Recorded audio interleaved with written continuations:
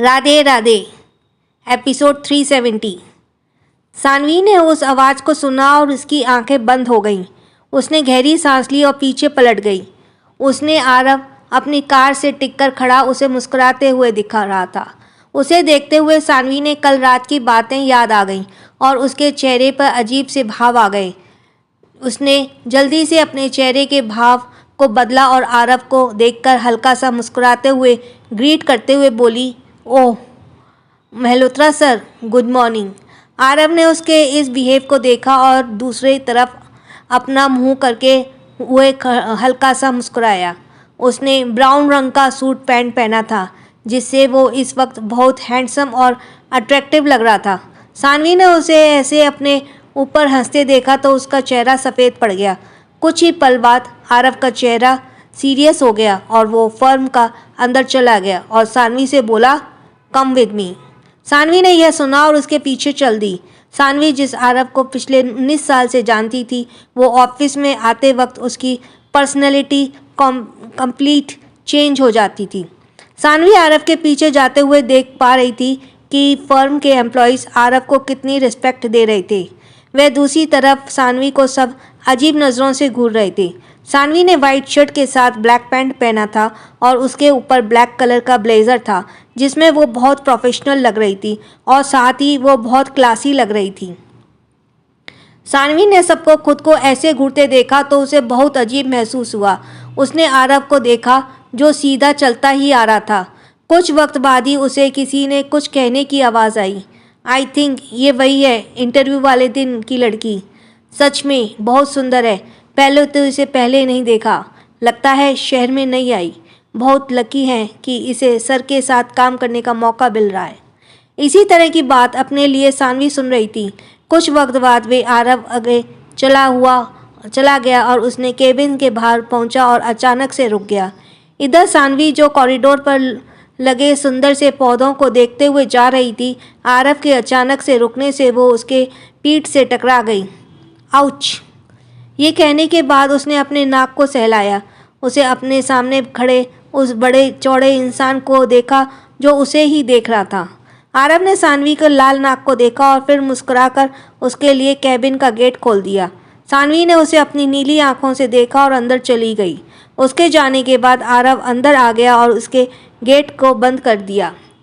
उसने सानवी के हाथ से अपना बैग ले लिया और उसे हैंगर पर टांग दिया। सानवी ने हैरानी से उसे देखा और कहा, सर आप ये क्या कर रहे हैं? हम अपना काम खुद कर लेंगे। आरव ने उसे ऐसे बोलते सुना और अपने गोद में उठा उसे सोफे के तरफ ले जाते हुए बोला, नो प्रिंसेस, तुम्हें यहाँ कुछ भी करने की ज़रूरत नहीं है। मैं हूँ ना सारा काम करने के लिए, तुम तो बस मेरा साथ रहो। ये कहते हुए सोफे पर वो अपने सानवी को अपने गोद में लेकर बैठ गया। सानवी ने गुस्से से कहा, आरव आप जरा भी नहीं बदले आरव, आप अब भी वैसे ही हैं जैसे सालों पहले थे।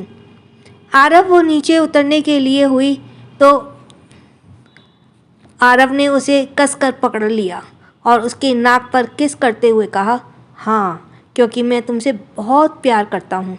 मेरा प्यार ना तब तुम्हारे लिए बदला था और ना ही अब बदलेगा। यह सुनकर सानवी ने अपनी आंखें बंद कर ली और गहरी सांस लेते हुए उसके आंखों को देखकर कहा, Aarav this is not a love, this is madness. Aarav ने यह सुना और उसकी आंखें गहरी हो गईं। ये लड़की उसके इतने सालों के प्यार को पागलपन कह रही थी। वो इसकी आंखों में देखते हुए अपनी ठंडी आवाज़ में बोला, ओह सो व्हाट, मैं तुमसे पागलों की तरह प्यार करता हूँ, क्या इतना काफ़ी नहीं है तुम्हारे लिए?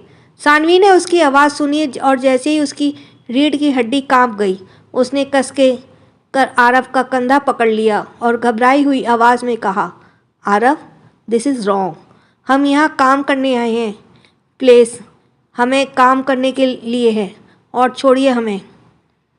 हम इस जगह पर कुछ भी ऐसा नहीं करना चाहते जिसकी वजह से हमें आपको दोबारा छोड़कर जाना पड़े।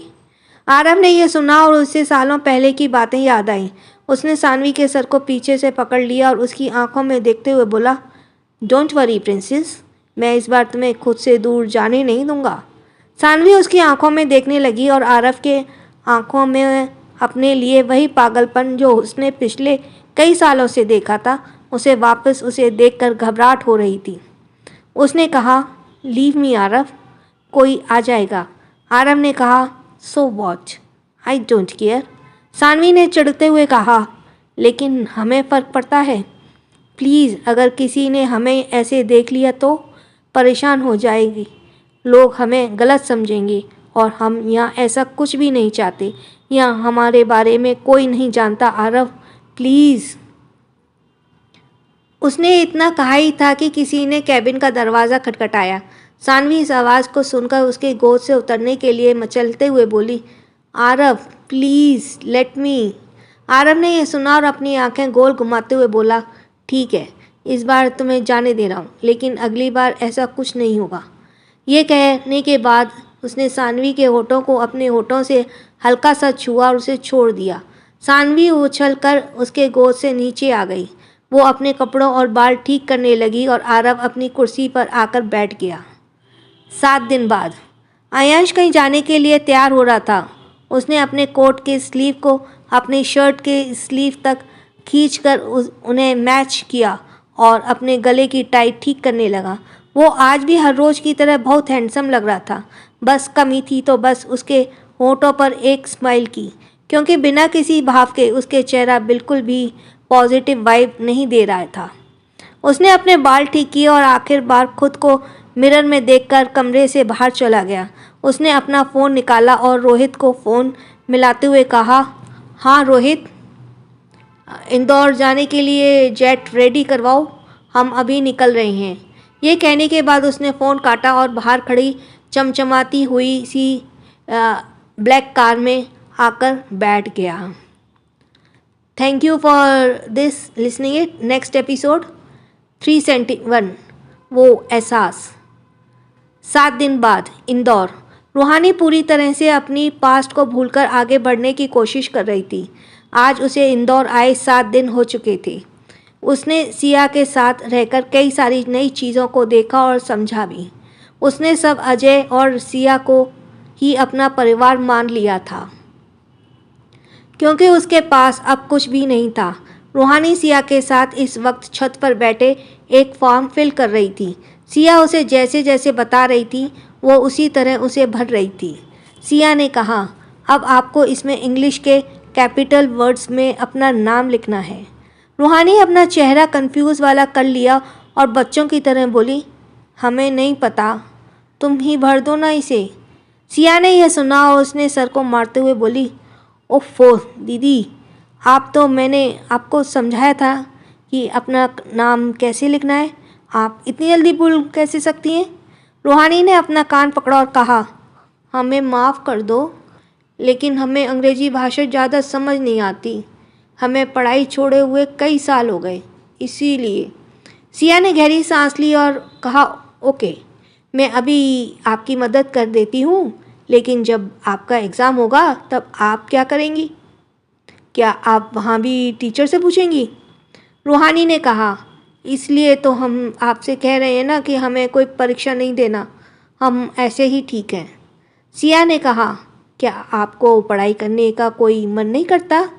रूहानी ने नहीं में सिर हिलाया। उसने कहा, पहले करता था, लेकिन अब हमसे नहीं होगा। सिया को समझ नहीं आया वो आगे क्या कहे।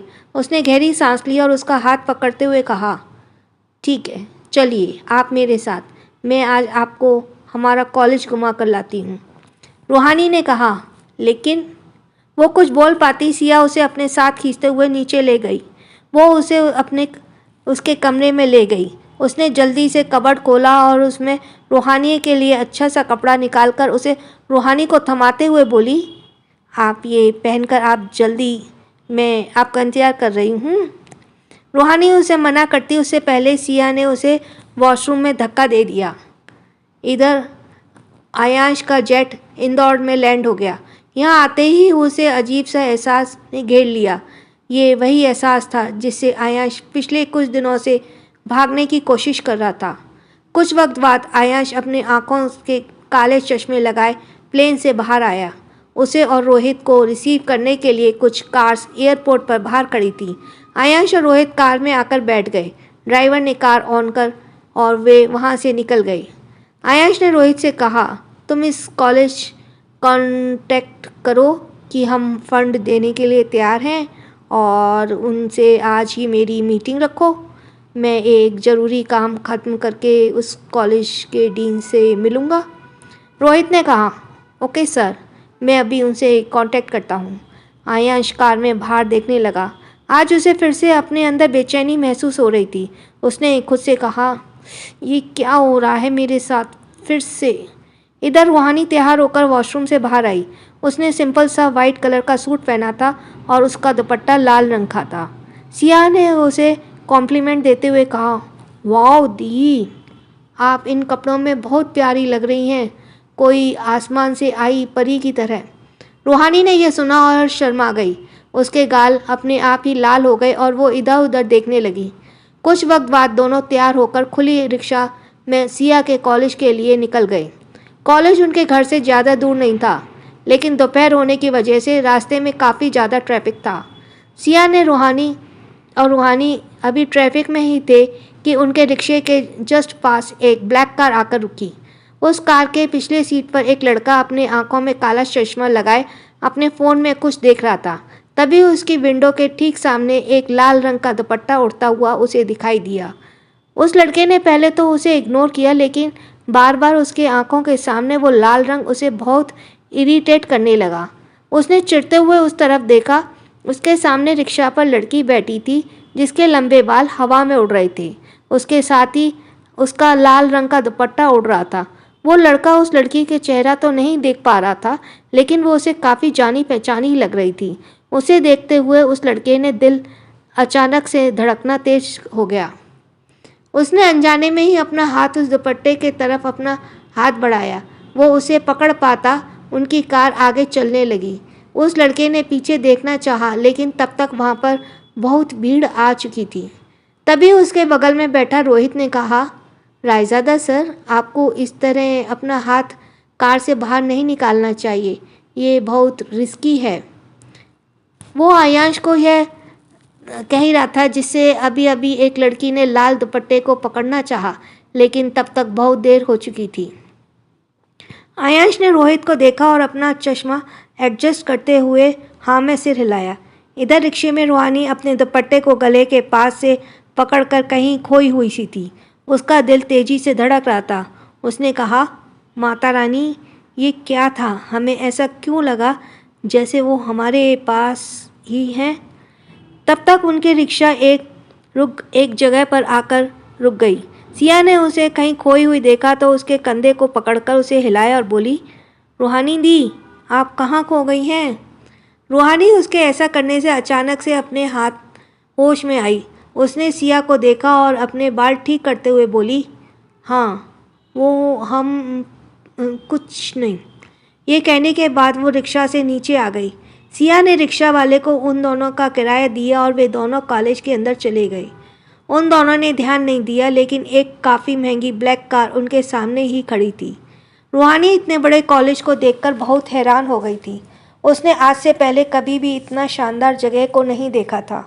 उसने कहा, दिया, सिया, ये कितना बढ़िया है।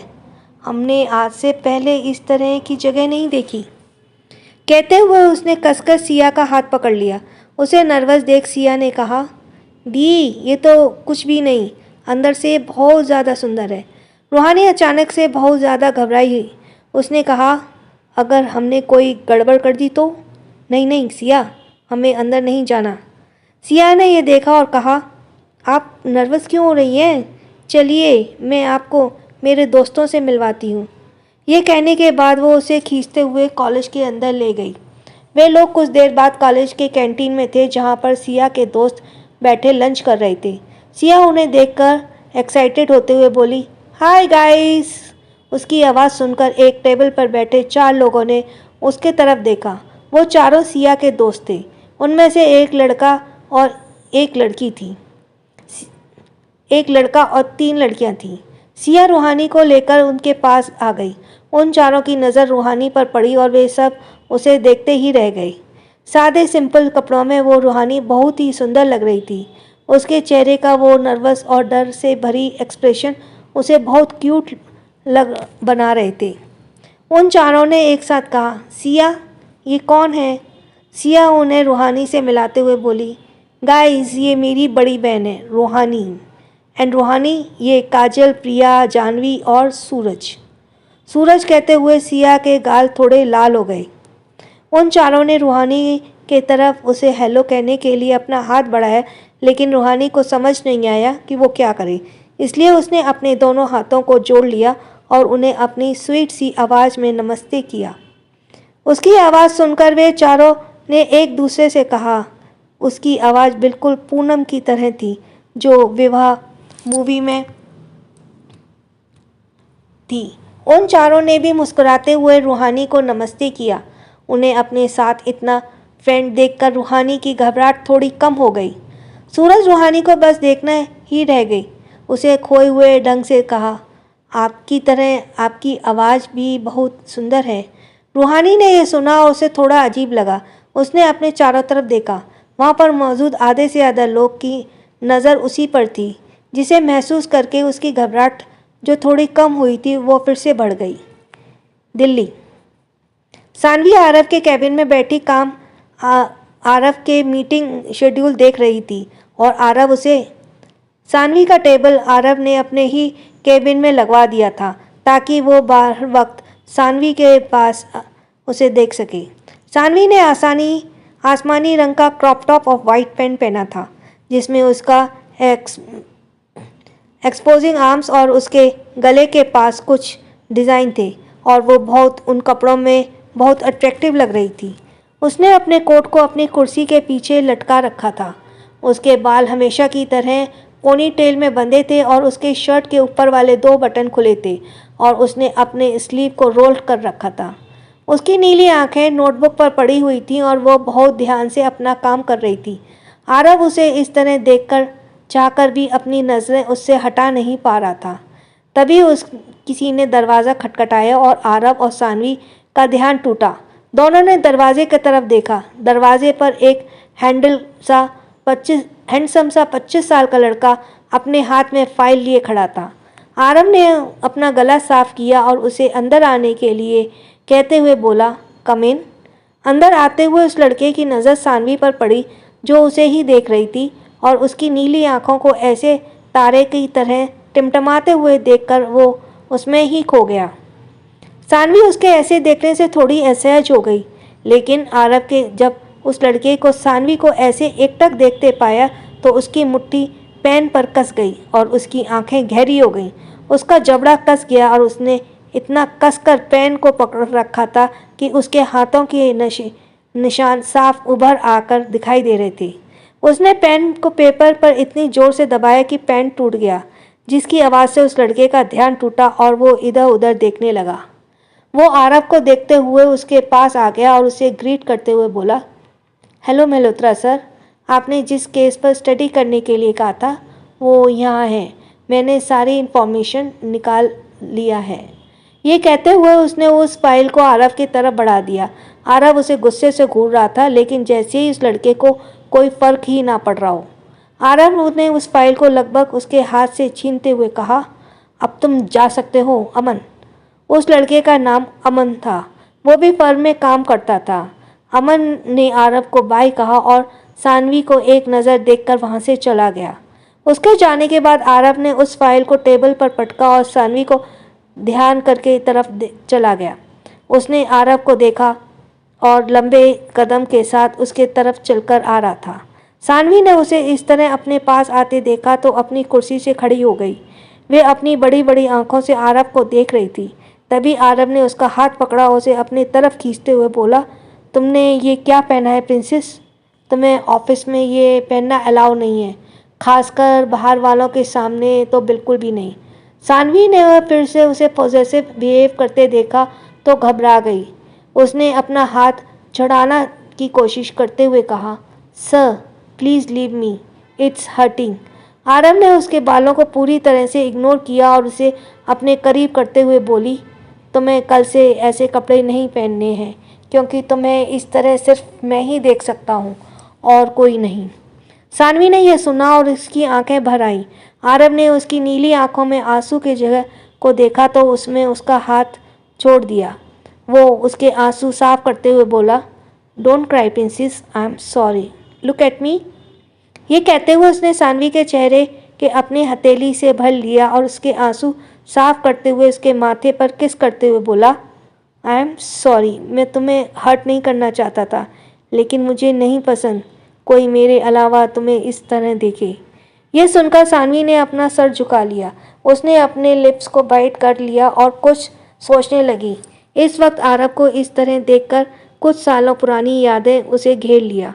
उसने अपने मन में कहा, ओह आरव, आप हर बार हमारे लिए चीज़ें तो इतना मुश्किल क्यों बना देते हैं। Thanks for listening and now next episode 372 मुश्किलें। रूहानी सिया के दोस्तों से मिलकर थोड़ी नर्वस थी। वो उतने सारे लोगों को अपने पास देखकर बहुत एक्साइटेड भी थी और थोड़ी घबरा भी रही थी। सूरज ने उसे ऐसे घबराते देखा तो कहा, रूहानी, तुम इतनी घबरा क्यों रही हो? तुम हमें अपना दोस्त ही समझो, हम सब यहाँ एक जैसे ही हैं। रूहानी ने यह सुना और उसे थोड़ा अच्छा लगा। उसने सूरज को देखा और मुस्कुराते हुए हाँ में सिर हिलाया।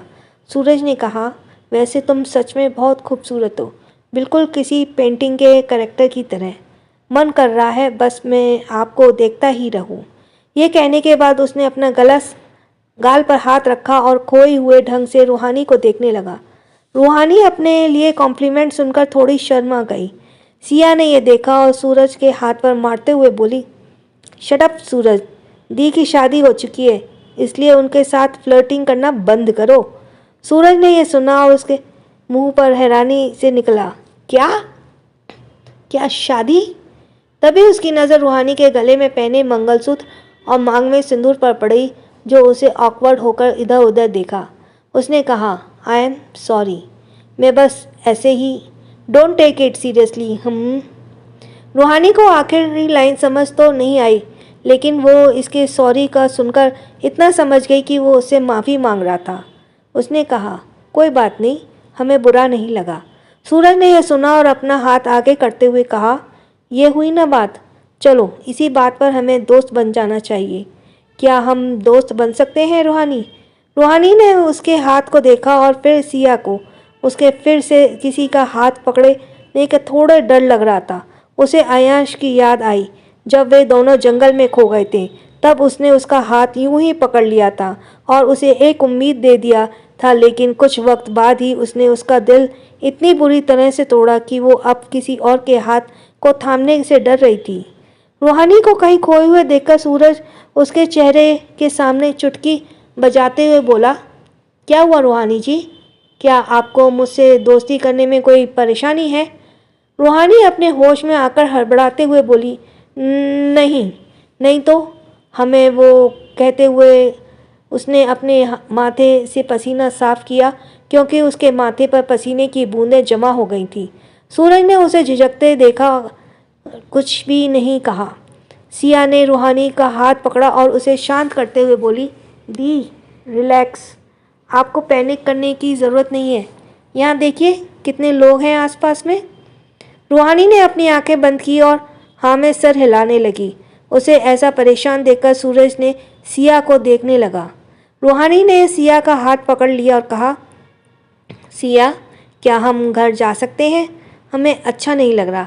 सिया ने हाँ में सिर हिलाया और अपने दोस्तों के साथ से कहा, मैं तुम सबसे कल मिलती हूँ, मुझे जाना होगा।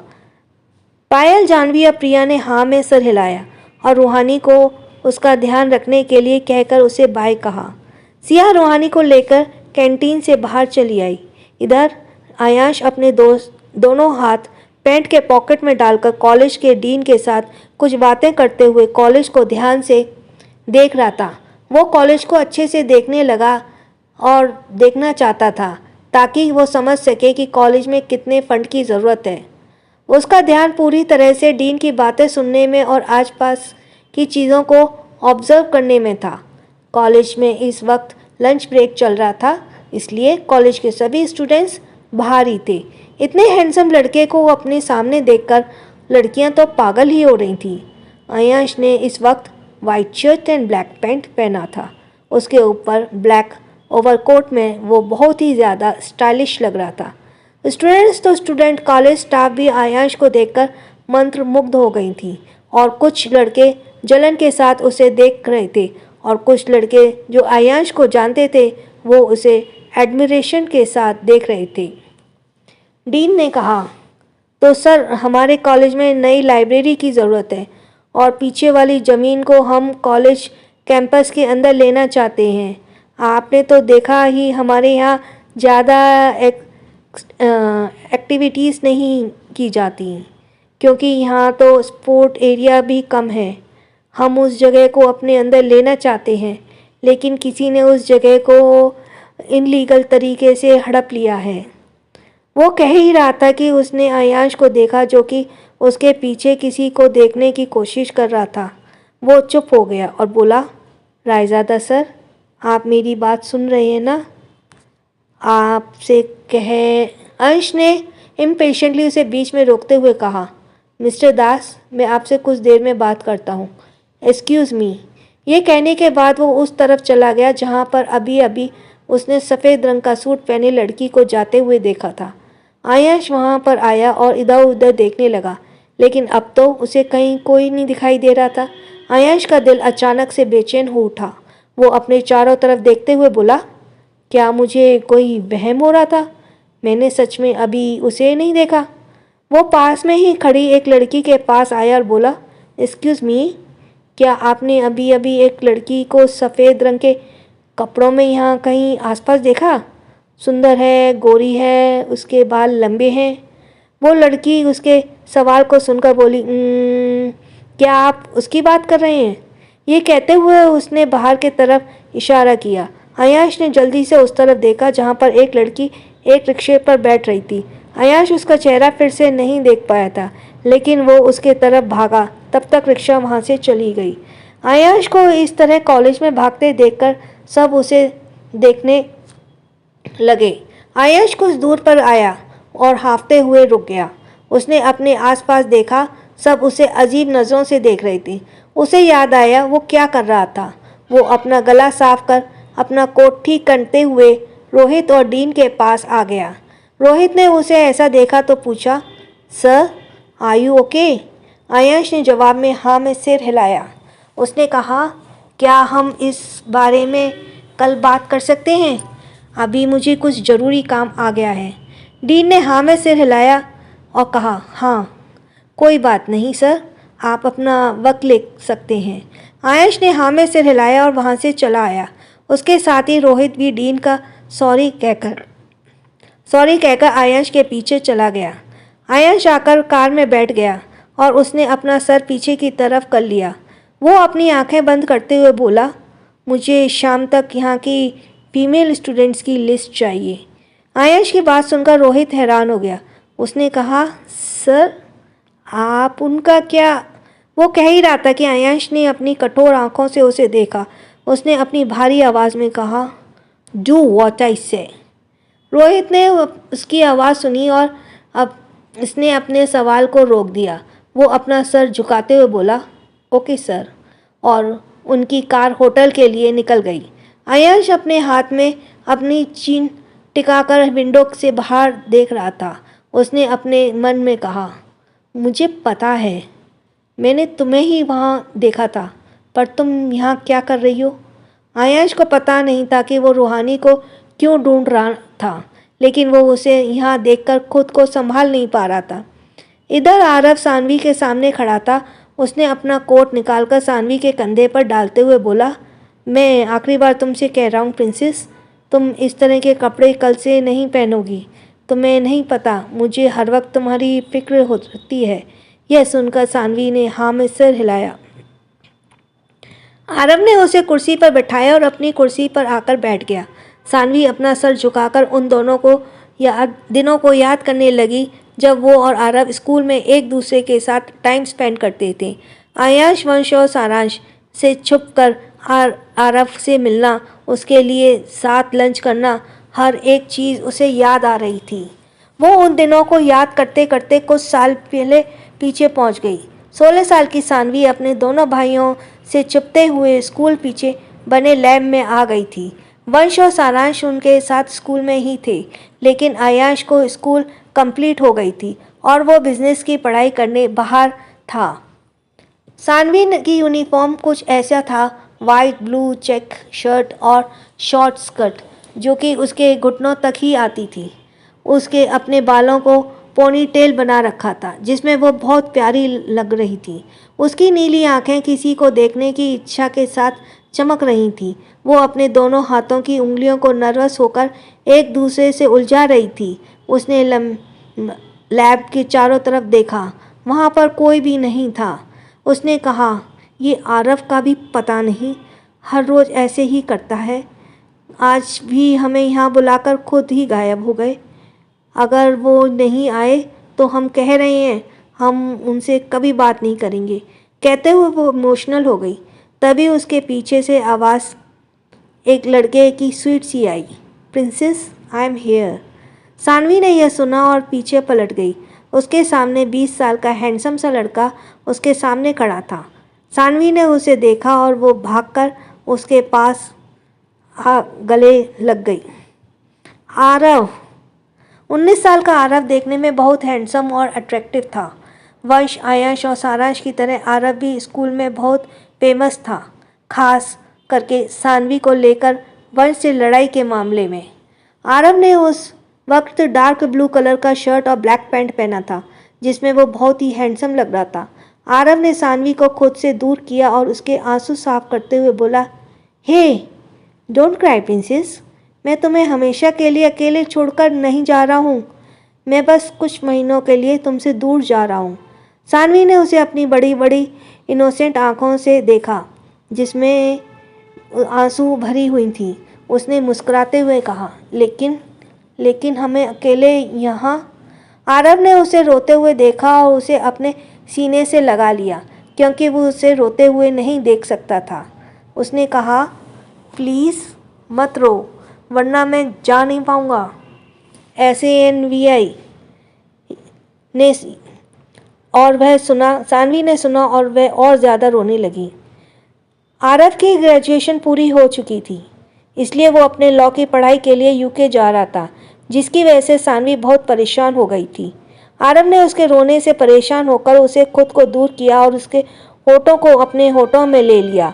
उसी होठों को अपने होठों पर महसूस करते हुए सानवी की आंखें बड़ी बड़ी हो गईं। आरव ने उसकी पतली सी कमर में कसकर पकड़ लिया और उसके होठों को सॉफ्टली चूमने लगा। उस नए एहसास को महसूस करके सानवी की आंखें अपने आप ही बंद हो गईं और उसके दिल की धड़कन तेज हो गई क्योंकि यह उसकी पहली किस थी।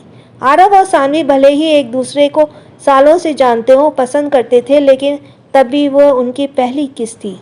सानवी उसके एहसासों में बस खोते ही जा रही थी और आरव उसके होठों को उसे अपने प्यार का एहसास करवाए जा रहा था।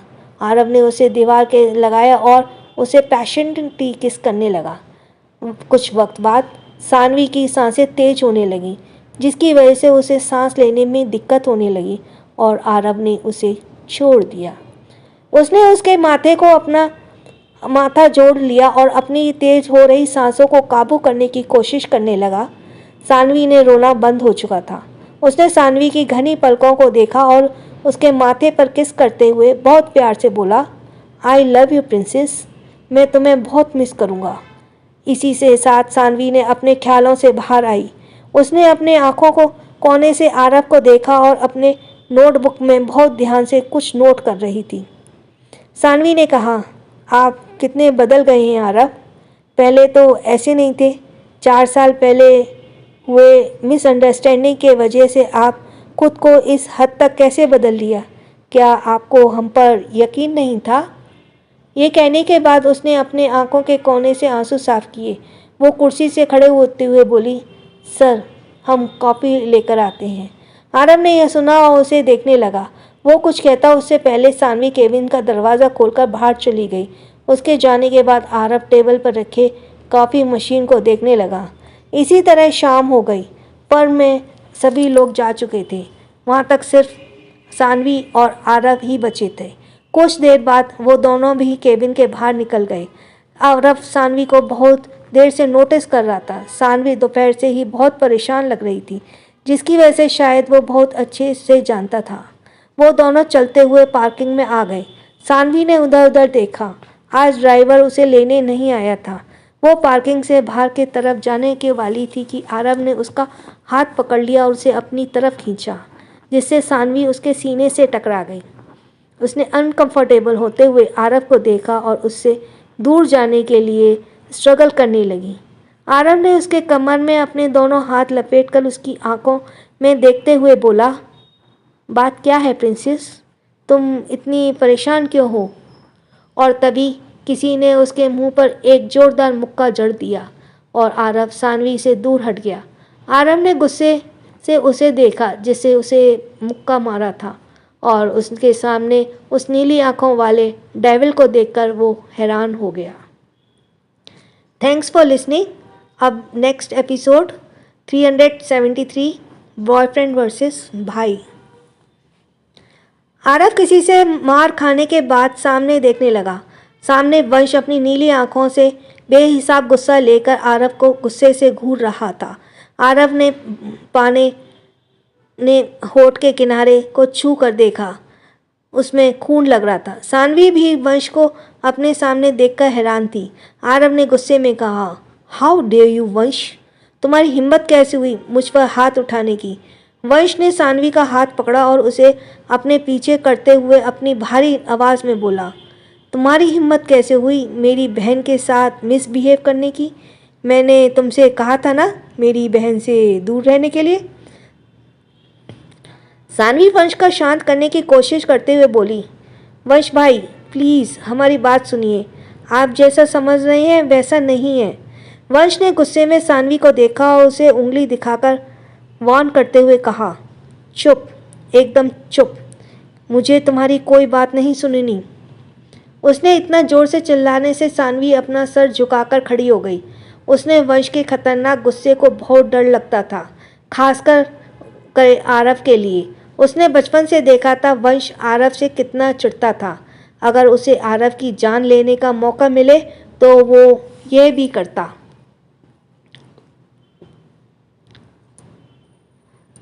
जरूर करता।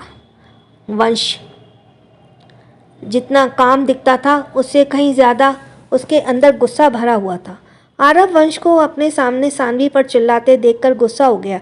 उसने चिल्लाते हुए कहा, वंश तुम उसे क्यों डरा रहे हो? दूर रहो उससे। वंश ने गुस्से से उसे घूर कर कहा, ये तो मैं तुमसे कह रहा हूँ, तुम शीनू से दूर रहो वरना मैं तुम्हारी जान ले लूँगा। सानवी ने यह सुना और अपने भाई को हैरानी से देखने लगी। आरव ने गुस्से से कहा, तुम्हारी हिम्मत कैसी हुई मुझसे इस तरह बात करने की? मैं तुम पर इसके लिए केस ठोक सकता हूँ।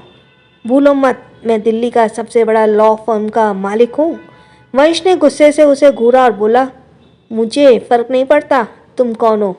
अगर आज के बाद तुम मेरी बहन के पास दिखे ना, मैं तुम्हें छोड़ूंगा नहीं। साले, मैं तुझे मेरी बहन की बेइज्जती करने के केस में जेल भेज दूंगा। आरव ने गुस्से सानवी को देखा और वंश को सामने काफ़ी डरी हुई खड़ी थी। आरव ने कहा, प्रिंसेस इसे बताओ, ये मुझे गलत समझ रहा है, मैं तुम्हारे साथ कुछ भी नहीं किया। लेकिन सानवी ने उन दोनों के बीच बुरी तरह से फंसी हुई थी। वो ना तो अपने भाई के खिलाफ जाना चाहती थी और ना ही अपने प्यार के। वो जानती थी अब अगर उससे कुछ भी बोला तो वे दोनों उसे जिंदा निगल लेंगे, इसलिए उसने चुप रहना ही बेहतर समझा। वंश आरव के पास आया और उसके चेहरे को उंगली पॉइंट करते हुए बोला, just stay away from here. और वो सानवी को हाथ पकड़कर जाने लगा तो आरव ने कहा, और तुम्हें लगता है मैं तुम्हारी बात मान लूँगा? कभी नहीं। शीनू मेरी है और मैं उसका पीछा मरते दम तक नहीं छोड़ूंगा। वंश ने गुस्से से अपनी मुट्ठी बांध ली और आरव को देखते हुए उसका जबड़ा कस गया। इस वक्त उसे बहुत ही डोमिनेटिंग लग रहा था। वंश ने सानवी का हाथ छोड़ा और आरव के पास आते हुए बोला, साले तू कभी नहीं सुधरेगा। ये कहने के बाद वो एक बार फिर से आरव की तरफ लपका, लेकिन इस बार आरव तैयार था और उसने वंश का हाथ पकड़ लिया। वो दोनों इसी तरह एक दूसरे के आंखों में देखने लगे। आरव ने वंश का एक हाथ पकड़ लिया था, इसलिए वंश ने दूसरे हाथ से उसका गला पकड़ लिया और उसे कार से दबाते हुए बोला, तुम एक लूज़र हो आरव, तुम्हें मेरी बहन से दूर रहना चाहिए। सानवी ने यह देखा और वो घबरा गई। वो वंश को पीछे से कमर को पकड़कर आरव से दूर खींचते हुए बोली, भाई प्लीज़ शांत हो जाइए, ऐसा कुछ भी नहीं है जैसा आप समझ रहे हैं। लेकिन वंश नहीं सुना। वो इतने गुस्से में था कि जैसे उसके हाथों में नसें उभर कर बाहर दिखाई देने लगी। उसे सानवी का धक्का दिया जैसे सानवी एक पिलर से टकरा गई और उसके माथे पर चोट लग गई जिससे खून आने लगा।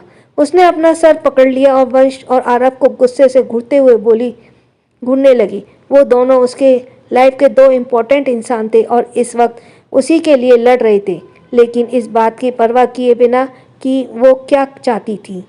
सानवी तेज आवाज से रोते हुए बोली, बस बहुत हो गया, आप दोनों लड़ना बंद कीजिए वरना हम यहाँ से जा रहे हैं। वंश और आरव ने इस आवाज़ को सुना और उसे देखने लगे। सानवी ने माथे पर खून देखकर दोनों पैनिक करने लगे। दिनों में एक दूसरे को छोड़ा और सानवी के पास आ गए। दोनों ने वंश ने सानवी को चेहरा अपने हाथ में भर लिया और उसके सर को देखकर परेशान होते हुए बोला, प्रिंसेस आई एम सॉरी, मैंने ये जानकर नहीं किया। सानवी कुछ कहने को ही थी कि आरव ने सानवी का हाथ पकड़कर उसे अपने तरफ खींचा और उसके चोट को देखते हुए बोली, ये क्या हो गया साले, तू उसका कभी ध्यान नहीं रख सकता। वंश ने उसे घूर कर देखा और सानवी को पकड़ लेकर जाते हुए अपनी कठोर आवाज़ में बोला, चलो शीनू, और वो उसे ले जाने लगा। लेकिन आरव ने उसका दूसरा हाथ पकड़कर उसे जाने से रोक लिया। सानवी अपनी जगह पर रुक गई। वंश ने आरव को सानवी के हाथ पकड़े देखा तो और ज़्यादा गुस्से में आ गया। उसने आरव के हाथ को पकड़ा और उसे सानवी के हाथ से हटाते हुए बोला, आरव तुम मुझसे उलझने की कोशिश क्यों कर रहे हो? आरव वंश को आंखों में देखते हुए बोला, वंश तुम प्रिंसेस का हाथ छोड़ो। वंश ने उसके हाथ को झटका और उसके मुंह पर मुक्का दोबारा मारते हुए बोला, तुम इसे प्रिंसेस नहीं बुला सकते। आरव ने नाक से इस बार ज़्यादा खून बहने लगा। सानवी ने यह देखा और वह घबरा गई। वो उसके पास जाना चाहती थी, लेकिन वंश ने उसका हाथ पकड़ा और उसे खींचते हुए कार में बैठाया और खुद ड्राइविंग सीट पर खुद आकर बैठ गया। आरव गुस्से से उन दोनों को जाते हुए देखने लगा। आरव ने कहा, जस्ट वेट एंड वॉच वंश, तुमने मुझ पर हाथ उठाकर अच्छा नहीं किया। मैं अब तो पहले जैसा आरव नहीं हूँ जो कभी भी तुम्हारी मार खा जाता था। अब मैं तुमसे ज़्यादा स्ट्रॉन्ग बन गया हूँ। आरव ने गुस्से में अपने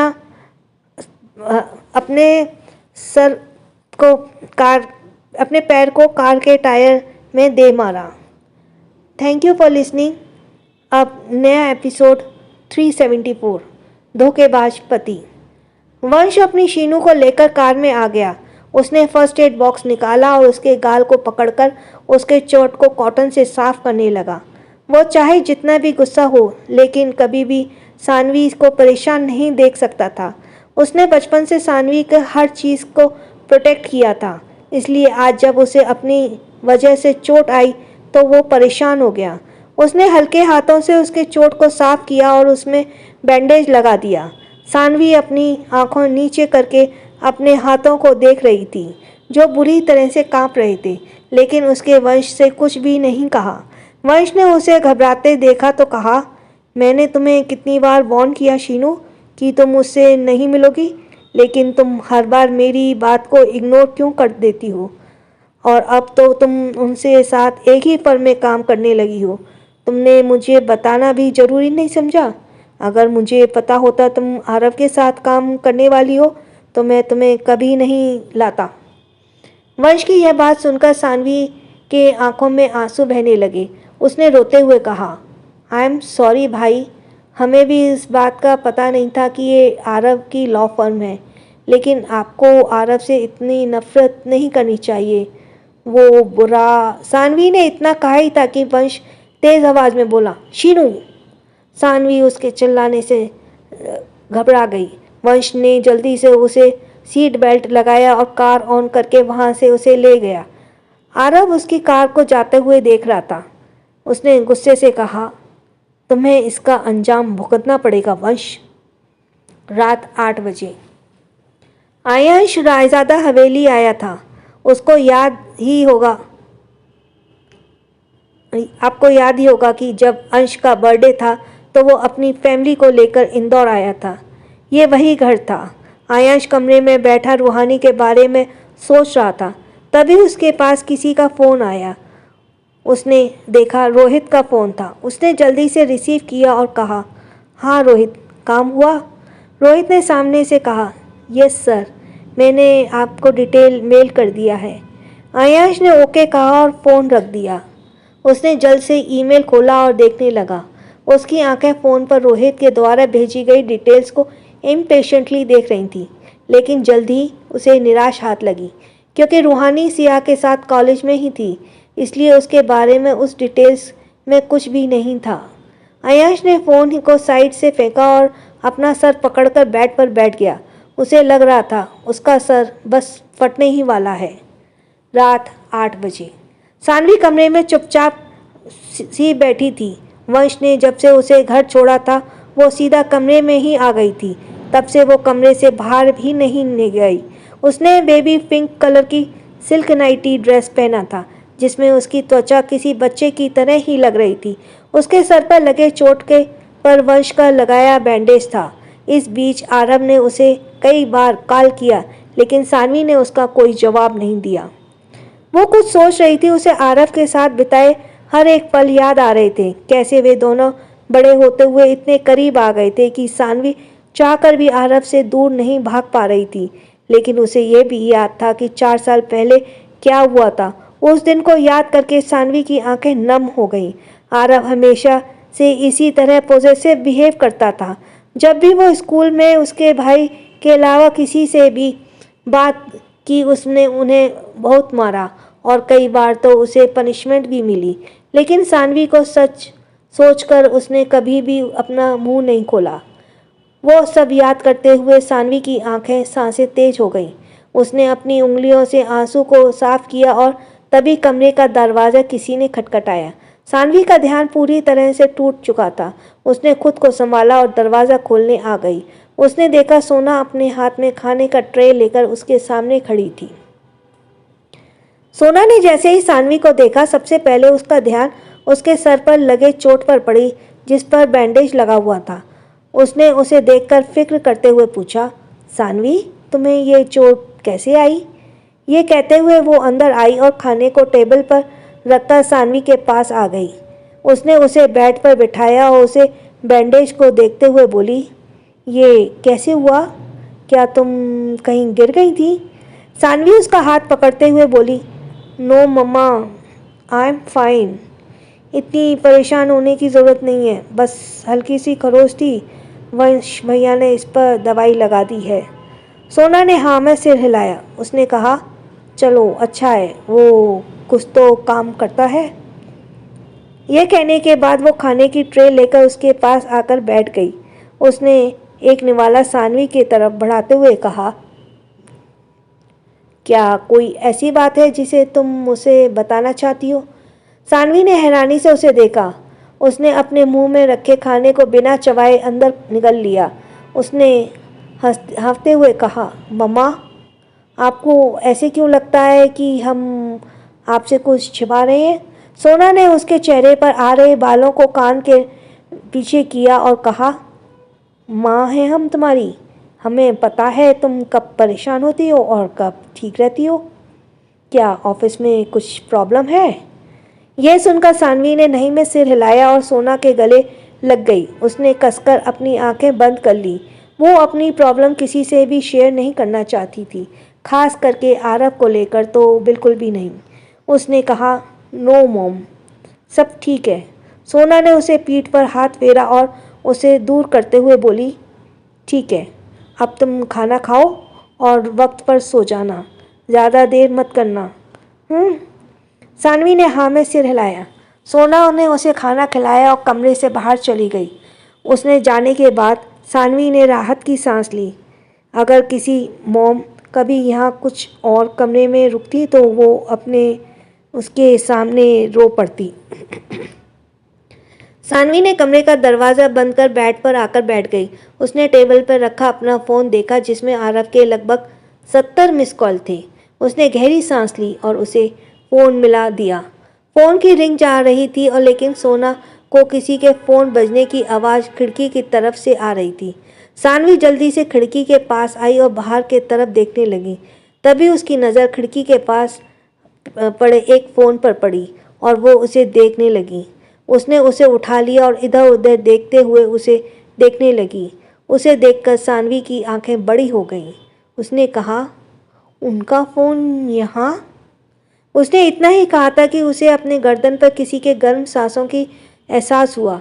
इस एहसास से सानवी के शरीर में सारे रोंगटे खड़े हो गए। वो कुछ समझ पाती उससे पहले किसी ने उसके कमर पर अपने हाथ लपेटे और फिर उसके बाद उसकी पकड़ उसकी पतली कमर पर कस दी। उसके ऐसे करने से सानवी की आंखें उसके गले पर अटक गईं और उसके मुंह से एक ही शब्द बाहर आया और वो भी बहुत धीरे से, आरव। और तभी आरव ने उसे अपनी तरफ पलटा और उसे विंडो और उसके बीच ट्रैप कर लिया।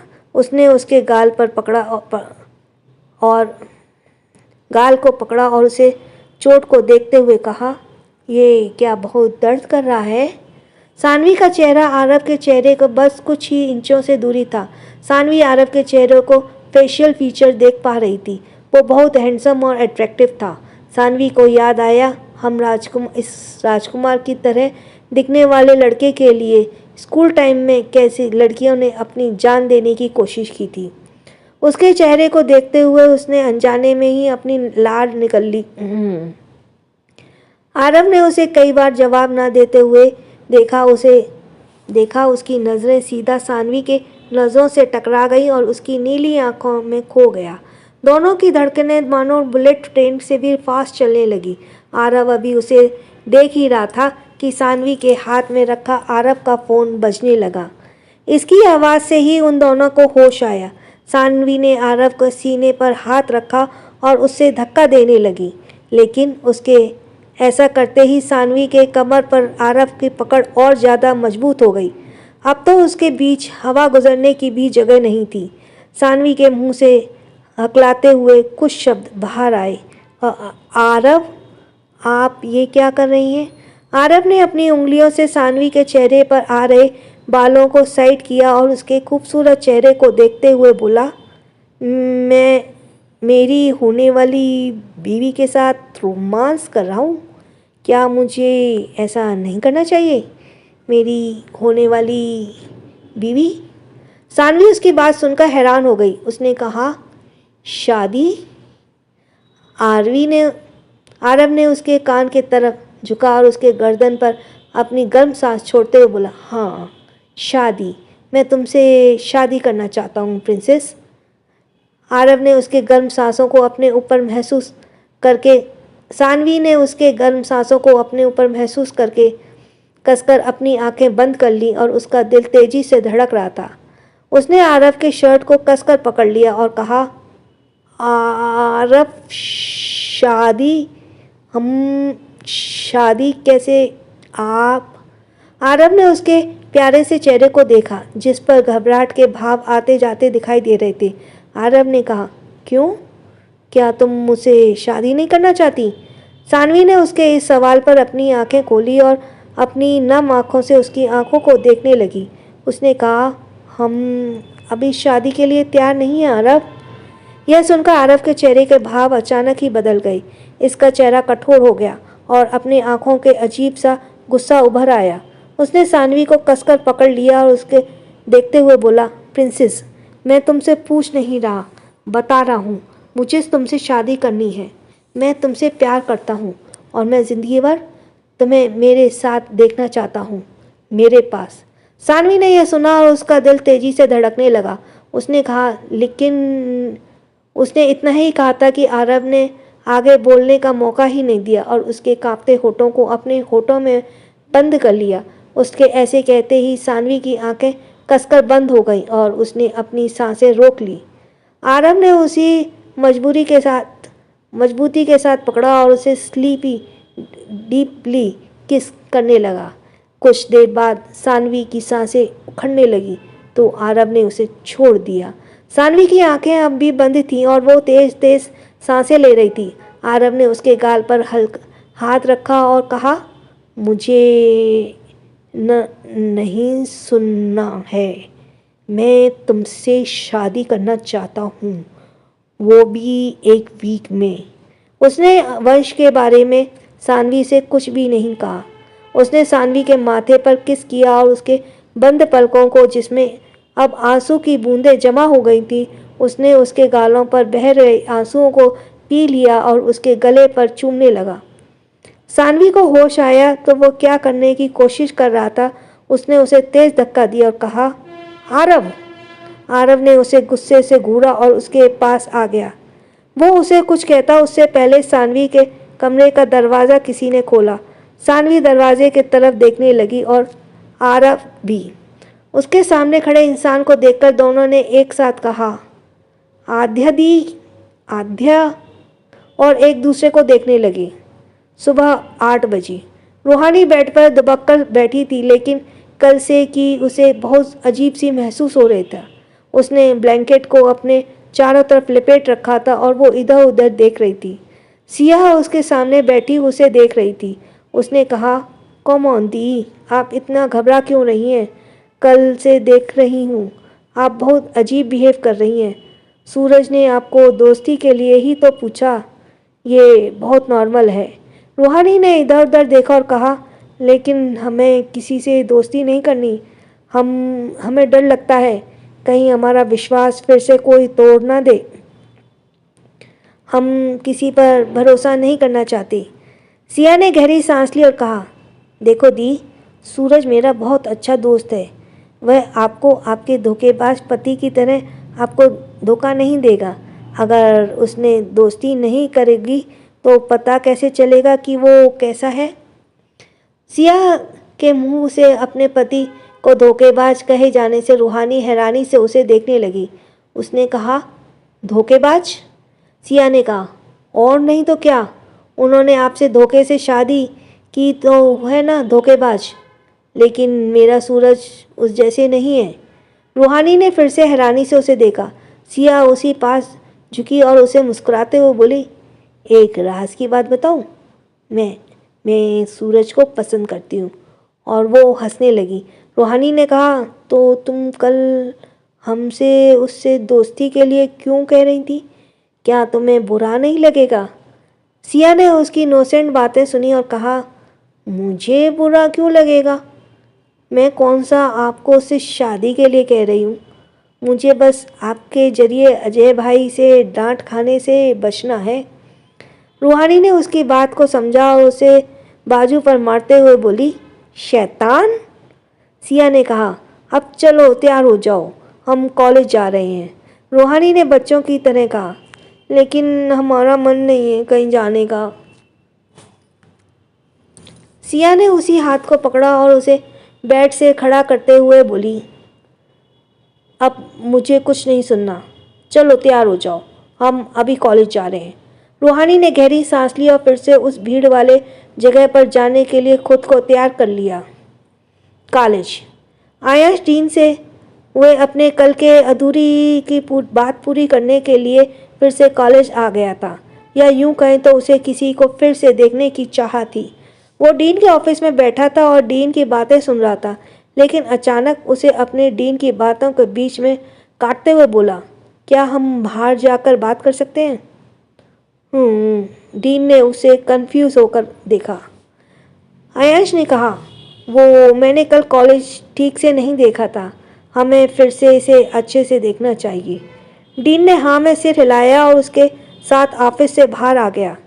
आयाश डीन से बात करते हुए इधर उधर देख रहा था। उसे उम्मीद थी आज फिर से वो उसे यहाँ दिख पाएगी, और 10 मिनट बाद ही उसकी आंखें किसी एक शख्स को देखकर चमक गईं। उसके सामने कुछ ही दूरी पर एक लड़की, जिसके आसमानी रंग का सिंपल सा सूट पहना था, वो किसी से बात कर रही थी। आयाश ने उसे देखा और उसकी आंखें मुस्कुराने लगी। रूहानी सिया से बात करते हुए उसके साथ सूरज और उसके दोस्तों के आने का इंतज़ार करने रही थी। उसने सिंपल सा सूट पहना था और उसके बाल हमेशा की तरह गुंदे हुए थे। वो सादगी में भी बहुत सुंदर लग रही थी। आयाश बस उसे देखता ही रह गया। उसने अपने मन में कहा, आखिर तुम मिल ही गई। उसने ये इतना धीरे से कहा था कि डीन ने कहा, सर आपने कुछ कहा? आयाश ने नहीं में सिर हिलाया और उसे फिर से रूहानी को देखने लगा। लेकिन अगले उसके सामने कुछ ही दूरी पर एक लड़की जिसने आसमानी रंग का सिंपल सा सूट पहना था, वो किसी से बात करते हुए नजर आई। आयाश ने उसे देखा और उसकी आंखें मुस्कुराने लगीं। रूहानी सिया से बात करते हुए इसके साथ सूरज और उसके दोस्तों के आने का इंतज़ार कर रही थी। उसने सिंपल सा सूट पहना था और उसके बाल हमेशा की तरह गुथे हुए थे। वो सादगी में भी बहुत सुंदर लग रही थी। आयाश बस उसे देखता ही रह गया। उसने अपने मन में कहा, आखिर तुम मिल ही गई। उसने ये इतना धीरे से कहा था कि डीन ने कहा, सर आपने कुछ कहा? आयाश ने नहीं में सर हिलाया और उसे फिर से रूहानी को देखने लगा। लेकिन अगले ही पल उसके चेहरे के भाव बदल गए जब उसने उसे किसी लड़के के हाथ मिलाते हुए देखा। डीन ने उसका एक्सप्रेशनलेस चेहरा देखा और वो कंफ्यूज हो गया। वो कुछ कहता उससे पहले आयाश ने अपना हाथ दिखाकर उसे रोक दिया और कहा, आई थिंक मैं तैयार हूँ, लेकिन मुझे यहाँ रहकर कई चीज़ों की पर्सनली ऑब्जर्व करना पड़ेगा। ये कहानी है वन्या और यक्षित राय सिंघानिया की। वन्या की माँ उसे बहुत मारती है, पीटती है, उसे खाना भी नहीं देती है पूरा, और उससे घर का सारा काम कराती है। वन्या के पिता ने ये वन्या की माँ के बनने के बाद दूसरी शादी की थी जिससे कि वो वन्या का ध्यान रख सके। लेकिन वह तो सौतेली माँ अपना सौतेलापन पूरा दिखाती है और उसके साथ बहुत ही ज़्यादा सौतेला व्यवहार करती है। एक दिन तंग आकर वन्या अपना घर छोड़ अपनी सहेली के पास चली जाती है। सहेली कहती है कि कम से कम आज हमारे एक दोस्त का जन्मदिन है क्लब में, उसे अटेंड कर लो फिर चले जाना। वन्या इस बात के लिए राज़ी हो जाती है और वो क्लब चली जाती है। क्लब में वहाँ पे वो अपने कॉलेज के कुछ कुलीग से मिलती है जिन्हों के उसने पहले कभी उनकी मना किया था, उनको इनकार किया था। इसका वो बदला लेने के लिए वन्या की ड्रिंक में ड्रग्स मिला देते हैं और उसे कमरे में ले जाते हैं। वो वान्या के साथ कुछ गलत करने ही वाले होते हैं कि तभी वहाँ हमारे हीरो, हमारे स्मार्ट हीरो यक्षित राय सिंघानिया, जो बहुत हैंडसम हैं, जो बहुत पैसे वाले हैं, जो बहुत ही मशहूर है, अंडरवर्ल्ड के किंग हैं, उसे बचाते हैं। उसे बचा तो लेते हैं, लेकिन जब वो देखते हैं कि बचाते बचाते में ही वो लड़की बेहोश हो गई है, जिसे वो जानते भी नहीं हैं और उसे अकेले यहाँ छोड़कर भी नहीं जा सकते हैं, तो उसे वो फार्म हाउस पे ले जाते हैं और डॉक्टर्स को बुलाते हैं। डॉक्टर बताती है कि इसने काफ़ी दिन से ठीक से कुछ खाया पिया नहीं है, इसके शरीर पर बहुत सारे ताज़ा घाव हैं और इसकी केयर की बहुत ज़रूरत है। उसे दवाइयाँ और सप्लीमेंट्स दी जाती हैं। जब उसे होश आता है तब यही बिजनेसमैन यक्षित राय सिंघानिया उससे कहता है, मैंने तुम्हारी जान बचाई है, इसके बदले मुझे कुछ चाहिए क्योंकि मैं तो फ्री में कुछ करता नहीं। तो उसके बदले में वह कहता है कि मुझे तुमसे कल शादी करनी है। शादी, वो बहुत परेशान हो जाती है।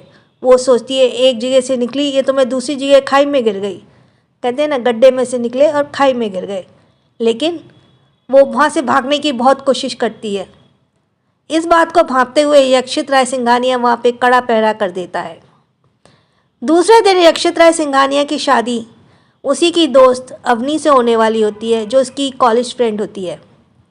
यक्षित राय सिंघानिया ये शादी तो नहीं करनी चाहता, लेकिन वो किसी मजबूरन कारण अवनी से शादी करने वाला होता है और आखिरी मौके पे उसे पता पड़ता है कि वो शादी सिर्फ पैसे के लिए कर रही थी, शोहरत के लिए कर रही थी, अपने नाम के लिए कर रही थी। तो यक्षित राय को बहुत गुस्सा आता है, लेकिन उसके माता पिता उसे रोक देते हैं और उसे कहते हैं कि इसको सही टाइम पे एक्सपोज किया जाएगा। यक्षित जो है शादी के लिए तैयार करके वहाँ होटल में पहुँचता है। वहाँ शादी की सारी तैयारियाँ हो रही होती हैं और मंडप में बैठ जाता है। जैसे ही पंडित जी उसके लिए मांग में सिंदूर भरने को कहते हैं, तो वहाँ कुछ ऐसा होता है कि वो शादी रुक जाती है और हमारी जो हीरोइन है वन्या, वो आती हैं और दुल्हन के जोड़े में और उनसे यक्षित की शादी हो जाती है। शादी होकर वो घर जाती हैं। घर पे उनको वहाँ पे उनके दादाजी मिलते हैं, यक्षित के पिताजी मिलते हैं, छोटा भाई मिलता है, 2 दोस्त मिलते हैं और साथ में काम करने वाले मिलते हैं जो उनके बहुत ही करीबी होते हैं। लेकिन साथ में एक और भी मिलता है, एक छोटा बच्चा जो यक्षित को पिता कहता है, पापा कहता है। और वो वियाना वहाँ परेशान है कि वहाँ उसकी ना सास दिख रही है, न ददिया सास और ना ही कोई नंद। तो आखिर कहाँ है ये सब लोग? ये क्या सच में यक्षित का बेटा है या किसी और का बेटा है? यक्षित क्यों नहीं करना चाहता था किसी से भी शादी? क्यों उसको वन्या से शादी करनी पड़ी? और भी ऐसी बहुत सी चीज़ों के बारे में जानने के लिए, बहुत सी बातों के बारे में जानने के लिए सुने सीओ's फर्स्ट वाइफ। सच में एक ये बहुत अच्छी कहानी है। आप पढ़ेंगे ना तो कहेंगे सच में बहुत अच्छी है। So thanks for listening me. छोटों को